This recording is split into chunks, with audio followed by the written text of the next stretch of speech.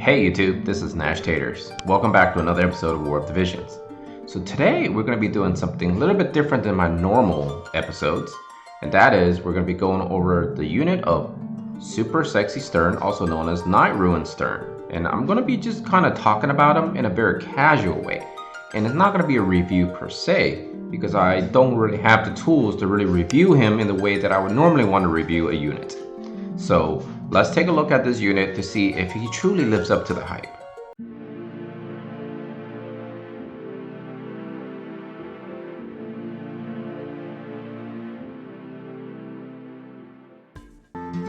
So, Knight of Ruin Stern, I have him currently at level 89. And I have all of his jobs up to as high as I could possibly do. Now obviously I can work on a little bit of bravery, I can lower his faith more, I could definitely improve his efficiency in terms of gear, but here's the thing, right? I don't really have access to weapons on this account. It is a brand new account that I've started a few weeks ago. In fact, let's take a quick look in the login bonus actually. As you can see, it's only been logged in for 37 days. So I don't really have ability to actually build enough units fast enough to go ahead and farm many of the things out there that I could farm for him. That may sound like an excuse really, but the thing is, you have to understand I'm also playing 2 other accounts plus other games. And at the end of the day, I know I could do much better to improve this unit, but this is why I don't consider this to be a full-on review.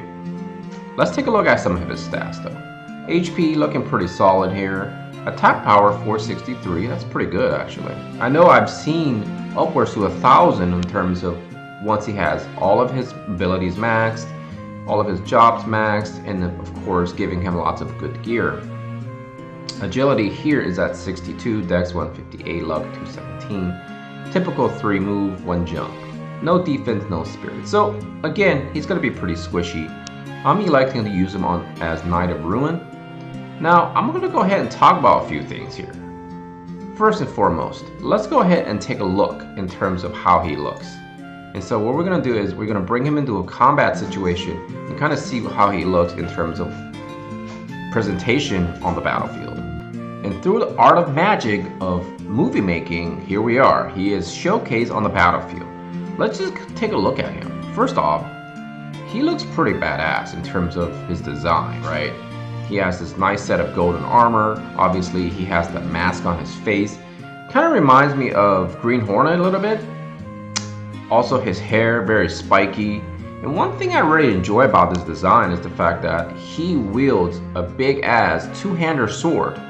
And he holds it with 1 hand. Now, obviously, I don't go over the storyline very much in this game because, well, in the beginning, I was kind of following with the story. And then I kind of just stopped doing it because it just wasn't really that interesting, to be honest. So I don't know exactly if he got superpowers or maybe the armor's granting him the ability to just 1-hand 2-hander swords, but I do enjoy the shoulder design. I think the gold looks really good on him, and of course the little bit of fur and the cape, which is kind of a little messed up back in the back, have this sort of a regal look to him. So I think overall he's a very well designed unit. However, there is one gripe that I can't stand about this unit when looking at him, and that's the way he stands. Look at the way he stands. He's sort of like wants to sit down, but he's not.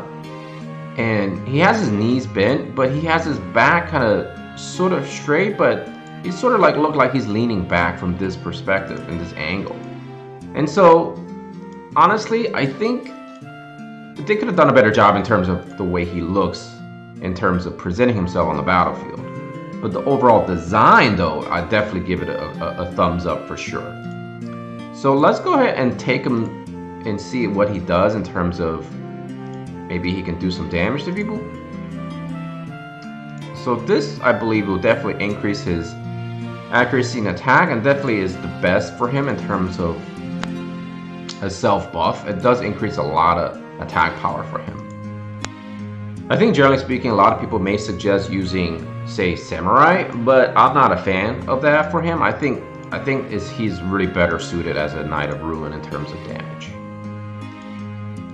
So we're gonna go ahead and do this real quick, and then we're gonna see how much damage you can do. Now bear in mind, okay, this is a brand new account, so there's not a lot of equipment, not a lot of espers. not a lot of vision cards to really kind of get to full power to really see how much damage you could do. But because now he has this buff, let's just do a double attack. All right, so double attack is already doing 1700 to this soldier. He's at level 59. And let's take a look at his resistance.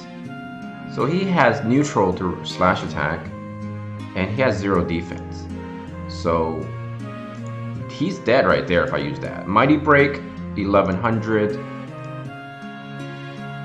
This one does 1400 on the Swift Slash, and then of course Hazard Break is the one where he consumes his own HP to do a lot of damage, but it lowers enemy defenses. So I think what we're going to do is we're going to save up for that and see how much damage you can do on that, because I think that's his most powerful skills if I'm not mistaken. But I don't believe I have it high leveled up. So again, just to reiterate, sort of a disclaimer here, this is not a full-on review. This is going to be just to show you guys if he's truly worth building, in the sense of, well, how I feel about him, right? Your account is going to have a lot better equipment than this account. Your account is going to have a lot better, say, statues on your guild, and all those things do come into play when it comes to damage. So let's see if we can do the hazard. So hazard does 2100. Let's just go ahead and finish this off. So bear in mind, I don't have a lot of good gear, and he's still doing really crazy damage. So I think another good way to show him off is perhaps let's take him to an arena. Now bear in mind, again, this account is not ranked very high, so I might not be able to run into a lot of enemy defenses that have very good units built, or very good units with lots of, say, what I call the trifecta, right? You have the vision card, the equipment, of course, and the Esper. But nevertheless, let's go and see if we can find someone who is a lot stronger than me and see if he can do some damage. Alright, so we found a team that's a lot stronger than me. And here we have Rune. I have, of course, my Eldyra, and they have 2 tanks. So this is going to be pretty interesting. Now, this enemy team... Okay, so he didn't kill my team. Wow, see, that's not enough damage, right? Definitely that's not enough damage there. See if I can finish him off. Alright, so that was kind of nice to showcase the enemy Rune, which is level 89 against me. And mine is level 89 as well. So there you go. It's doing okay damage against the tank, which has a lot of defense, obviously. Of course, this Eldyra is definitely doing some work. Okay, Mighty Break, 676. So I think, honestly, also because, well, he's dark and then Warrior of Life is light. So I think he definitely can put out a lot of damage. Now, actually, let's talk about his name. Obviously, Stern is a very good name because, you know, it suggests that he's very strong. And of course, they added the title Knight of Ruin. Well, first of all, to differentiate him from the normal Stern, what I call Baby Stern. Now, I think the R in the English language has a very powerful effect, right? Stern, ruin, right? This is why we say murder and not muck duck. So, from that perspective, I think he's very good in terms of the name they give him. Now, obviously, I'm sure there's a background story with all that. Let's talk about if he's truly worth the effect of being a premium unit. Premium unit in this game costs exactly 2 times the amount of gems in order to purchase 1 shard of him. Obviously, you can simply go to hard node and keep farming him every single day, but because of the fact that he's a premium unit, you can only farm 1 time a day. So, is it truly worth it? And I think this is where the debate really comes in. Some people say, well, when you're building a premium unit, you are actually spending roughly 2 times the amount. Well, actually, not roughly, you are actually spending 2 times the amount, which equates to building 2 normal UR units, correct? So that means I can build an Eldyra and I can build a Lucia for the price of Super Stern. But something I noticed though, when you awaken him, it only costs, well, the amount for 1 UR to be awakened, as compared to, say, 2 normal URs, you will cost obviously 2 times the amount to awaken those 2 units. So in summary, is he really worth replacing perhaps one extra unit because of the fact that he equals to 2 other UR units? And I think that really depends how you look at it. Let's talk about in terms of PvE. Now there's only 2 types of PvE in this game that he may be restricted in. First off, challenge mode, brutality mode, right? Difficulty, brutality, difficulty, challenge mode. So those are very tough. And generally speaking, they perhaps include units that have guaranteed hits. And I think that's where Super Stern kind of falls off quite a bit. From all the reviews I've watched and all the research I've done, everyone suggests that you increase his evasion because, well, he's what many people consider a glass cannon. He can't take hits very well, but he can sure dish them out. So when you go in with the terms of evasion, if enemy units have sharpshoot, holy, if Keto has her ability to do the guaranteed hit, and now Glaciala has the guaranteed hit, there's a lot of guaranteed abilities in this game that can potentially ruin, wow, that's a pun intended, ruin his day, right? So in those specific challenges, also the other challenge I want to talk about was the Porcelain Tower, the final stages. Generally the harder floors, those mobs are very, very, very tanky. And even like scrubs, like, no-name units are very, very tanky. So Ruin might not be able to one-shot them. In fact, he probably can only do 25%, maybe 30% damage to those units. And I know the idea of the Porcelain Tower is to continuously zerg those floors, simply by refreshing your account over and over and just sending all your strong units against them. So in that sense, Stern will just be pretty much another normal attacker in that sense. But when it comes to the brutal challenges, he might get one-shotted easily by many of those units who have guaranteed hits. So, but otherwise, I think in most of the PvE content, such as story mode or your multi-farming, which the bulk of the gameplay comes from, you're going to be okay with sending in a level 89 or a level 99 Ruin, and he can just pretty much do things and do reasonably well. Because those units from the enemy side, generally speaking, can't one-shot him, and most likely will not be able to do enough damage to your entire team that they can kind of give you a hard time. Now let's talk about in terms of arena and PvP. Right now, I'm in Platinum 1 in terms of Guild Wars, and I rarely see Ruin on defense. So, does that mean he's not good? No, I just think that he is not a good defensive unit. Same thing on Arena. Recently, I've noticed that it's much easier to climb Arena, actually.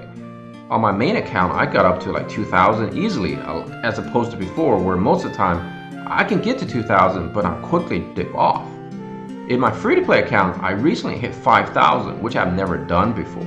So that could be one of 2 things. It could first off mean a lot of players are actually left the game.